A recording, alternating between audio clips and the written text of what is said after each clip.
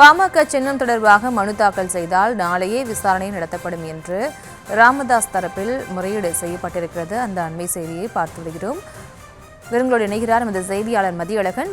வணக்கம். மேலும் அவர் பாமக தலைவராக அன்புமணி அங்கீகரித்து தேர்தல் ஆணையம் பிறப்பித்த உத்தரவை ரத்து செய்து நிறுவனர் ராமதாஸை தலைவராகவும் அவர் நியமித்த நிர்வாகிகளையும் அங்கீகரிக்க வேண்டும் எனவும் உள்கட்சி பிரச்சனை தொடர்பான உரிமையியல் வழக்கில் தீர்வு எட்டப்படும் வரை பாமக சின்னமான மாம்பழ சின்னத்தை முடக்கி வைக்கும்படி தேர்தல் ஆணையத்துக்கு உத்தரவிட வேண்டும் என கூறியும் கட்சி நிறுவனர் ராமதாஸ் தரப்பில் சென்னை உயர்நீதிமன்றத்தில் மனு தாக்கல் செய்திருந்தார். இந்த வழக்கை விசாரித்த தலைமை நீதிபதி அமர்வு உள்கட்சி விவகாரம் தொடர்பாக ஏற்கனவே சென்னை உரிமையியல் நீதிமன்றத்தில் வழக்கு தாக்கல் செய்யப்பட்டு நிலுவையில் உள்ளதால் உரிமையியல் நீதிமன்றத்தை அணுகி நிவாரணம் தேடிக் கொள்ளலாம் என கூறி அந்த மனுவை தள்ளுபடி செய்து உத்தரவிட்டனர்.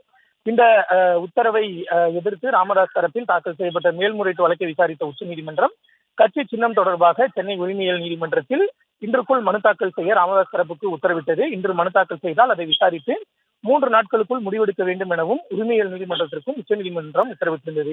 இந்நிலையில் உரிமையியல் நீதிமன்ற நீதிபதி என் தர்மபிரபு முன்பு ஆஜராகி ராமதாஸ் தரப்பு வழக்கறிஞர்கள் உச்சநீதிமன்ற உத்தரவை தாக்கல் செய்தனர். அப்பொழுது நீதிபதி மனுவாக தாக்கல் செய்யப்பட்டு விட்டதா என கேள்வி எழுப்பினர். இதற்கு பதிலளித்த ராமதாஸ் தரப்பினர் இன்று பிற்பகல் மனுவாக தாக்கல் செய்யப்படும் என தெரிவித்தனர். இதனையடுத்து மனுவாக தாக்கல் செய்துவிட்டு அதனை எதிர்த்தரப்புக்கும் தாக்கல் செய்யுமாறு உத்தரவிட்டு இந்த வழக்கு நாளை விசாரணைக்கு எடுத்துக் கொள்ளப்படும் எனவும் நீதிபதி தெரிவித்தார்.